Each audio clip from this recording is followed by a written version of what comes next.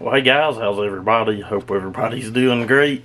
We're going to get into a little bit of port work today on this little ms200t project. Not sure how far we'll get with it, but I'll bring you guys along and show you what I do get done. This is real fun stuff here. We've got to round up enough bolts to build this saw. Alright guys, I've been digging around hunting bolts. Real fun stuff. I knew I was going to have to do it, but it is what it is. Not that big of a deal. We have a lot of bolts and screws here. You guys are just in time for a squish reading. These are pretty easy because the wrist pins just...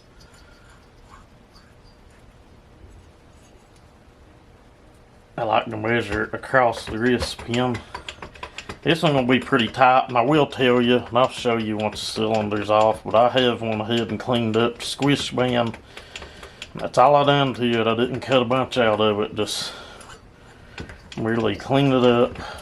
And I'll check squish in multiple places, but these are usually pretty good with just a little clean up to the base, clean up to the band.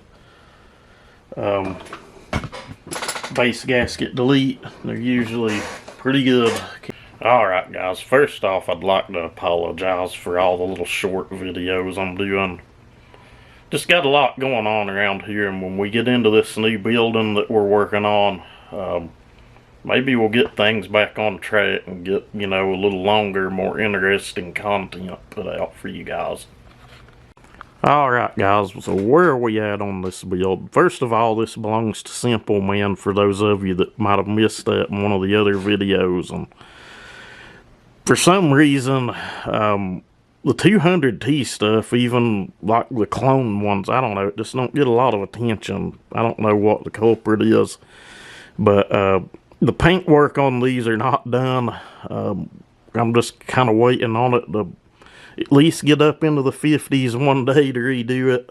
The paint that I'd used, we kind of had a chemical reaction that happens from time to time. I had everything prepped right, everything cleaned right. Sometimes certain paint just don't go together with other paint. It just is what it is. I've had that happen several times over the years with automotive paint, and believe it or not, with interior latex paint and, you know, enamels such as this. But I don't think I'd shown it, but when we started today, the only thing was done was the cases were rebuilt and assembled, and that was about it.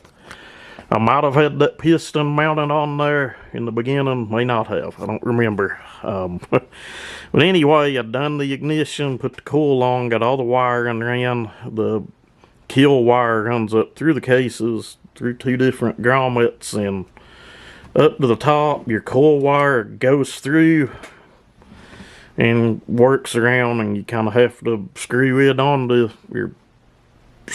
into your coil and mount all of that and tuck it away nice and neat. But anyway, we got all that done, got the flywheel on. I did do a little bit of a time in advance, not a lot, they don't need a lot.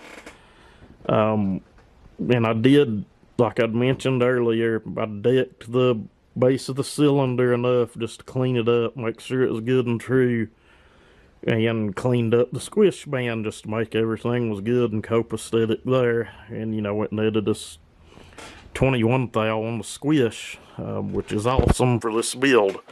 It should have a good thump to it for a little bitty saw. At the end of the day, it's a limbing saw. It doesn't need a whole hell of a lot of grind anyway. Numbers on the build as of right now: 21 thou squish, 100 on the roof, 134 on the transfers, and 72.5 on the intake. It's a lot of blowdown. It's a lot of crankcase pressure. Does it need that much? Probably not. I think the culprit behind it is it's a quad port design. It's an open port design. It has case fed transfers to add to that, and it has a windowed piston to add to that, which is It's kind of odd. You'd think they would have put a full circle piston in that, like most other manufacturers do, in an open port case-fed design. But they didn't. I think the windowed piston was put in just to lighten up the piston, because these things turn a lot of RPMs. I think factory tune on these things is like 15 grand is where they're supposed to be set at. What I'll do with those numbers, I'll give it a little intake timing. We will change the uppers a little bit. I'm not going to alter them a whole hell of a lot. I know how far I can go. So, you know, we'll just have to see. Okay guys, so I just spit a lot of info out really quick, just to give you guys a look at what those quad port open port transfers look like. They are case fed.